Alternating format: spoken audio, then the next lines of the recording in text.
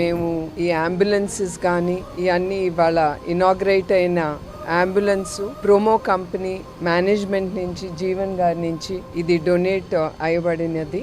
ఇది health camps కి మేము ఉపయోగిస్తాం.